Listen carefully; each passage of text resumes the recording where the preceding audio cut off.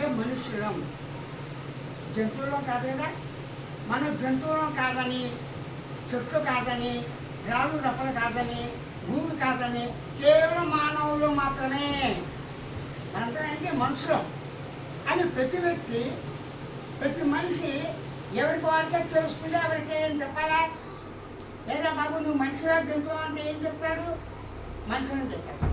ఆడపిల్ల, మగపిల్ల, లేకపోతే కింద బెల్లం బట్టి నెబోసుకోడు.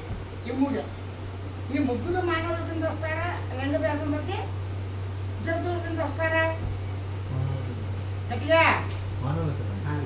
కాబట్టి కుంటాడైనా, గుడ్డాడైనా, పక్షవాతంలో వచ్చిన ముసలాడైనా, నెక్స్ట్ కళ్ళు ఉన్నాడైనా, కళ్ళు లేనైనా, వెళ్ళాడైనా, రెండు కాళ్ళు తల ముందు కాళ్ళు చేతులు ఉండి ఒక శరీరాకారంతో పూరిగా ఉన్న మనిషి మీద లెక్క. మనిషి ప్రేమించాలి అంటే ఏమిటి? అంగవైకల్యం ఉన్నవాడిని ఎవరైనా ప్రేమిస్తారా? సాధారణంగా తన గొప్పలో తన కొడుకు అయితే యాక్సిడెంట్లో కానీ పుట్టుకతో కానీ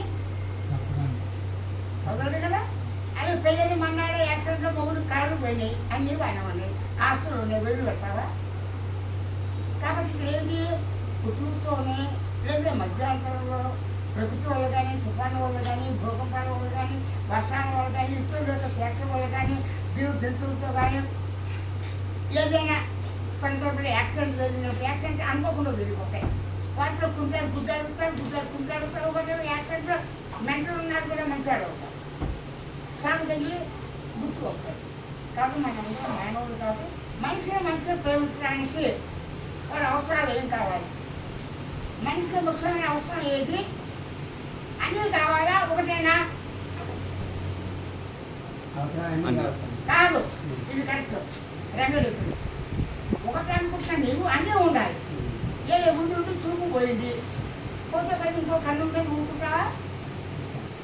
మెల్లకన్ను వచ్చింది, ఈ సర్ది చేస్తే తగ్గుతుంది అంటుంటే అత్తగారికి పుట్టాడు, పెళ్లి కూతురు పెట్టాడు, రాబోయే దానికి పుట్టాడు, ఊరికి దొంగగా కళ్ళు పెట్టడానికి పంపిస్తాడు.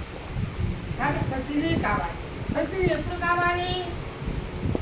మనిషి బతకడానికి ఏం కావచ్చు? ఆహారం, పానీయం ఉండి తీరాలి. కట్టుకోవడానికి గట్ట, ఉండడానికి గూడు ఉండాలి కదా. అదే శిశువు గూడు ఏంటి? గట్ట వస్తుంది. బయటకు వచ్చాక ఉండాలిగా.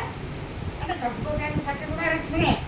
శీతాకాలం వచ్చింది, డబ్బులు కళ్ళు పెట్టినాం, కనబట్టలేదు. కాబట్టి ఇవన్నీ కూడా రక్షణే. దుమ్ము వచ్చింది, ఇలా పెట్టుకుంటా లేదా? అదే కళ్ళు పెట్టుకుంటే వస్తుందా? కాబట్టి రక్షణ గురించే బట్ట, తినడానికి ఆహారము, పానీయం ఏదైనా కావచ్చు. ద్రవ పదార్థం, ఎండ, గాలి, నీరు అన్నీ ఉంటూ ముఖ్యంగా ఏం కావాలి? సాటి జీవులు ఉండాలి. ఏ జీవులు ఉన్నాయంటే నీకు తెలియదు. చెట్లు లేకపోతే,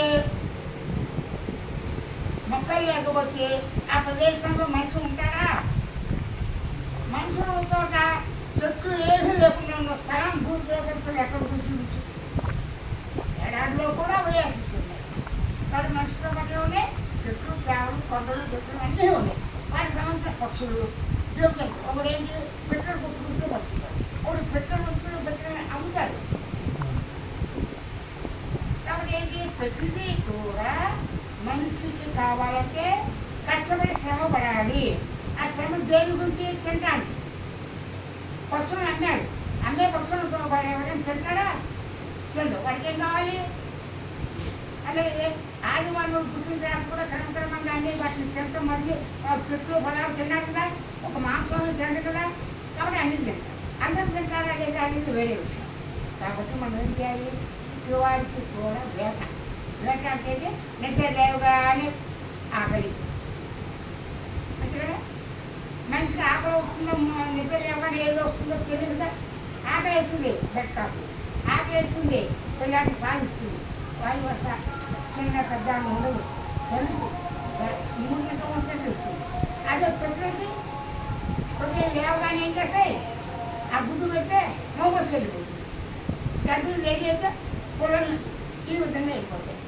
అది జంతువులు వెళ్ళిపోతాయి. బెట్ట ఆ బేటకి వెళ్ళి మళ్ళీ గూడుకు వస్తాయి నమ్మకం ఉందా? 2 వర్షాలు గుడ్లు పెట్టాయి, మోగొచ్చేది నేను మ్యాచ్ చేస్తాను వెళ్ళింది. ఎవరో కొట్టాడో చచ్చాడో